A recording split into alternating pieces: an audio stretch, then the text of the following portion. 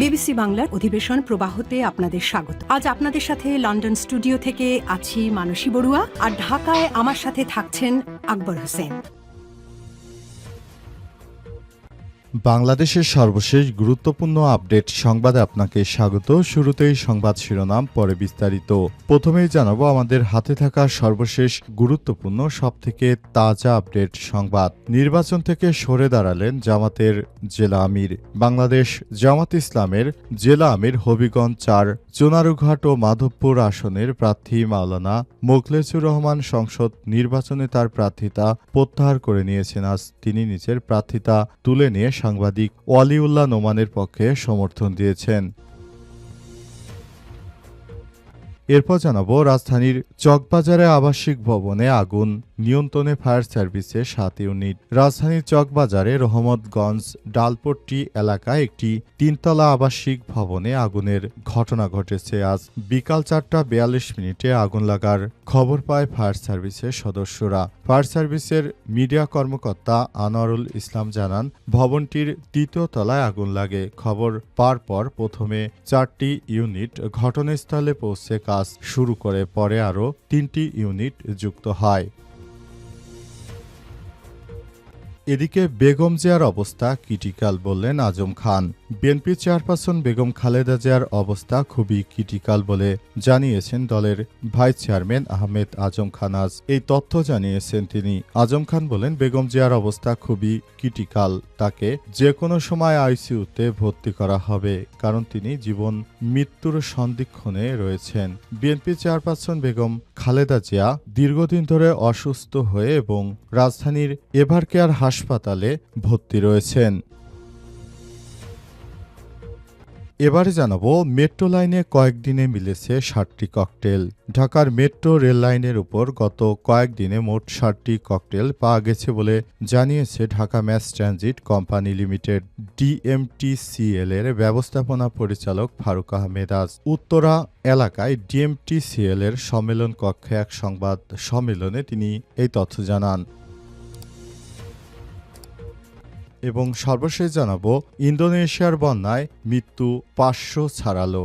ইন্দোনেশিয়ায় গত সপ্তাহে ভয়াবহ বন্যায় মৃতের সংখ্যা ৫০০ ছাড়িয়েছে। এখনও অনেক এলাকা বিচ্ছিন্ন থাকায় উদ্ধারকর্মীরা পৌঁছাতে হিমশিম খাচ্ছে। সরকারের দুর্যোগ ব্যবস্থাপনা সংস্থার তথ্য অনুযায়ী মালাক্কা প্রণালীর উপর বিরল এক ঘূর্ণিঝড় তৈরি হওয়ার পর এই বন্যার ৩টি প্রদেশে আঘাত হানে। প্রায় ১৪ লাখ মানুষ ক্ষতিগ্রস্ত হয়েছে। এই বন্যার ফলে অনেক মানুষ মারাত্মকভাবে ঝুঁকির মধ্যে পড়েছে। প্রিয় দর্শক, এতক্ষণ শুনছিলেন সংবাদ শিরোনাম, এবারে বিস্তারিত। তবে তার আগে বন্ধুরা অনুরোধ থাকবে এই সংবাদটিতে একটি লাইক দিন। এই চ্যানেলে আপনি নতুন হয়ে থাকলে আমাদের সংবাদটি দেখতে দেখতে চ্যানেলটি সাবস্ক্রাইব করে রাখুন। কমেন্ট করে বন্ধুরা আপনার মূল্যবান মতামত জানিয়ে দিন বন্ধুরা, আপনি বিশ্বের কোন দেশ থেকে বা বাংলাদেশের কোন স্থান থেকে আমাদের সংবাদটি দেখছেন এবং শুনছেন। আর বন্ধুরা, গাজা যুদ্ধে আপনি যদি নিরীহ ফিলিস্তিনিদের ভালোবেসে থাকেন, কমেন্টে ইয়েস লিখে বিশ্ববাসীকে জানিয়ে দিন। এবারে বিস্তারিত। নির্বাচন থেকে সরে দাঁড়ালেন জামাতের জেলা আমির। জামাতের হবিগঞ্জ ৪ আসনের প্রার্থী মাওলানা মোখলেছুর রহমান সংসদ নির্বাচনে তার প্রার্থিতা প্রত্যাহার করে নিয়েছেন। আজ তিনি নিজের প্রার্থিতা তুলে নিয়ে সাংবাদিক ওয়ালিউল্লাহ নোমানের পক্ষে সমর্থন দিয়েছেন। মোখলেছুর রহমান জামাতের কেন্দ্রীয় মজলিস শুরা সদস্য, হবিগঞ্জ জেলা আমির। তিনি ভেরিফাইড ফেসবুক আইডিতে জানিয়েছেন, প্রাথমিক মনোনয়ন পাওয়ার পর তিনি আসনের প্রতিটি ইউনিয়নে স্থানীয় নেতাকর্মীদের সহযোগিতায় নিয়মিত গণসংযোগ ও জনসম্পৃক্ততার কাজ চালিয়ে গেছেন। তিনি আরও বলেন, বৃহত্তর রাজনৈতিক বাস্তবতা ও সংগঠনের কৌশলগত বিচক্ষণতার কারণে কেন্দ্রীয় সিদ্ধান্তে সাংবাদিক ওয়ালিউল্লাহ নোমানকে প্রার্থী হিসেবে মনোনয়ন দেওয়ার সিদ্ধান্ত নেওয়া হয়েছে, যা আমি সম্মান ও স্বীকৃতি দিয়ে মেনে নিয়েছি। মোখলেছুর রহমান আরও জানান, ব্যক্তিগত পদ পদবি বা মনোনয়ন নয়, আমাদের লক্ষ্য ন্যায়নীতি, সুশাসন ও ইসলামী মূল্যবোধ প্রতিষ্ঠা ও ও আমি আমার সহকর্মীরা পূর্ণ শক্তি নিয়ে মাঠে কাজ চালিয়ে যাব। তিনি সমর্থন ও নেতাকর্মীকে উদ্দেশ্য করে বলেছেন, সংগঠনের সিদ্ধান্তকে সর্বোচ্চ অগ্রাধিকার দিয়ে ওয়ালিউল্লাহ নোমানের পক্ষে ঐক্যবদ্ধভাবে কাজ করুন। আমাদের ঐক্যই শক্তি, যা দাঁড়িপাল্লাকে বিজয়ের পথে নিয়ে যাবে ইনশাআল্লাহ। তিনি বলেন, দাঁড়িপাল্লাকে বিজয় করতে হলে আমাদের সবাইকে একসঙ্গে মিলেমিশে কাজ করতে হবে। সেই বাস্তবতা থেকে আমরা এই সিদ্ধান্ত গ্রহণ করেছি। আমরা মনে করি নিজের চেয়ে দেশ বড়, আর দেশের পরেই দলের অবস্থান। সুতরাং আগে দেশ, তারপরে দল, তারপরে নিজেদেরকে নিয়ে ভাবতে হবে। চকবাজারে আবাসিক ভবনে ভয়াবহ আগুন, নিয়ন্ত্রণে ফায়ার সার্ভিসের 7 ইউনিট। রাজধানীর চকবাজারে রহমতগঞ্জে ডালপট্টি এলাকায় একটি 3তলা আবাসিক ভবনে আগুন লাগার ঘটনা ঘটেছে। সোমবার বিকাল 4:42 আগুন লাগার খবর পায় ফায়ার সার্ভিস। ফায়ার সার্ভিসের মিডিয়া কর্মকর্তা আনারুল ইসলাম জানান, ভবনটির 3য় তলায় আগুন লাগে। খবর পেয়ে প্রথমে 4টি ইউনিট ঘটনাস্থলে এসে কাজ শুরু করে। এরপর অন্যান্য ইউনিটগুলো সেখানে এসে কাজ শুরু করে। তারা জানিয়েছে, আমরা কাজ করতে করতে ক্লান্ত, কারণ প্রতিনিয়ত রাজধানীতে একটি জায়গায় আবার আগুন লাগার ঘটনা ঘটছে। এমন ঘটনা ঘটার পর থেকেই পুরো এলাকায় থমথমে অবস্থা বিরাজ করছে। এই ধরনের অনাকাঙ্ক্ষিত অগ্নিকাণ্ডের ঘটনা দেশে নতুন নয়। এর আগেও স্বৈরাচারের দোসরেরা রাজধানীর বিভিন্ন গুরুত্বপূর্ণ পয়েন্টে আগুন দেওয়ার ঘটনা ঘটিয়েছে। এই আগুন লাগার ফলে সাধারণ মানুষের মধ্যে আতঙ্ক বিরাজ করছে। তবে ফায়ার সার্ভিসের সদস্যরা 1.5 ঘন্টার চেষ্টায় আগুন নিয়ন্ত্রণে আনতে সক্ষম হয়। ফায়ার সার্ভিসের পক্ষ থেকে বলা হয়েছে, আমরা সর্বোচ্চ চেষ্টা করেছি আগুন নিয়ন্ত্রণে আনার জন্য এবং অবশেষে আমরা আগুন নিয়ন্ত্রণে আনতে পেরেছি।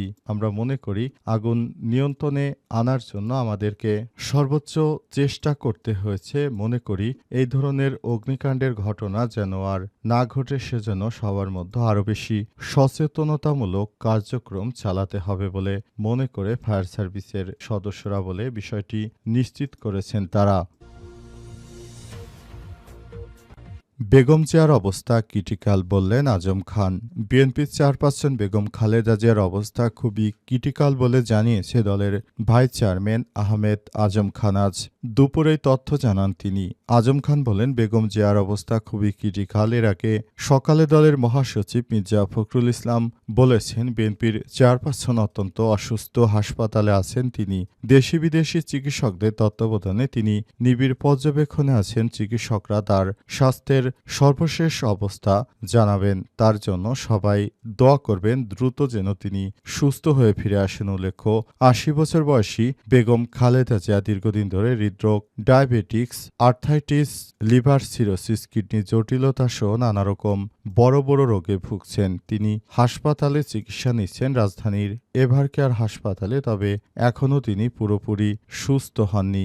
বিএনপি চেয়ারপারসন বেগম খালেদা জিয়াকে নিয়ে দেশের মানুষের অনেক স্বপ্ন। তিনি তার মতো একজন গণতন্ত্রের নেত্রী। তিনি বেঁচে থাকবেন এবং তিনি বাংলাদেশটাকে একটি ভালো অবস্থানে নিয়ে যাবেন, সেই প্রত্যাশা ছিল সবার। তবে পালিয়ে যাওয়া স্বৈরাচার শেখ হাসিনা দীর্ঘদিন ধরে বিএনপি চেয়ারপারসন বেগম খালেদা জিয়াকে জেলে আটকে রেখে নির্যাতন করে, তাকে সলো পয়জনিং করে, তারপর তাকে এমনভাবে তিল তিল করে মেরেছে। এখন তিনি খুবই অসুস্থ হয়ে পড়েছেন। বারবার তাকে হাসপাতালে নেওয়া হচ্ছে, যদিও তাকে বিদেশে নিয়ে উন্নত চিকিৎসা দেওয়া হয়েছে। তারপর তাকে এতটাই অসুস্থ করে ফেলা হয়েছে যে তিনি এখন আর ভালো অবস্থানে ফিরবেন কিনা সে বিষয়টি মহান আল্লাহ পাকই ভালো জানেন। মেট্রো লাইনে কয়েকদিনে মিলেছে 60টি ককটেল। ঢাকার মেট্রো রেল লাইনের উপর গত কয়েকদিনে মোট 60টি ককটেল পাওয়া গেছে বলে জানিয়েছে Dhaka mass transit company limited DMTCL এর ব্যবস্থাপনা পরিচালক ফারুক আহমেদ। আজ উত্তর এলাকায় ডিএমটিসিএল এর সম্মেলন কক্ষে এক সংবাদ সম্মেলনে তিনি এসব কথা বলেন। জনগণকে সচেতন সবথেকে গুরুত্বপূর্ণ। তিনি মনে করেন, যারা পালিয়ে গেছে স্বৈরাচার, তারা দেশটাকে অস্থিতিশীল করার জন্য বিভিন্নভাবে ষড়যন্ত্র ষড়যন্ত্র করছে। এদের ষড়যন্ত্রে কোনোভাবেই পা দেওয়া যাবে না। ষড়যন্ত্র থেকে আমাদেরকে বাঁচতে হবে। এসব ষড়যন্ত্র মোকাবেলা করার জন্য আমাদের একসঙ্গে কাজ করতে হবে। এ সময় তিনি আরও বলেছেন, আমরা মনে করি এবারের আমাদের সবার মধ্যে সচেতনতা বৃদ্ধি করতে হবে।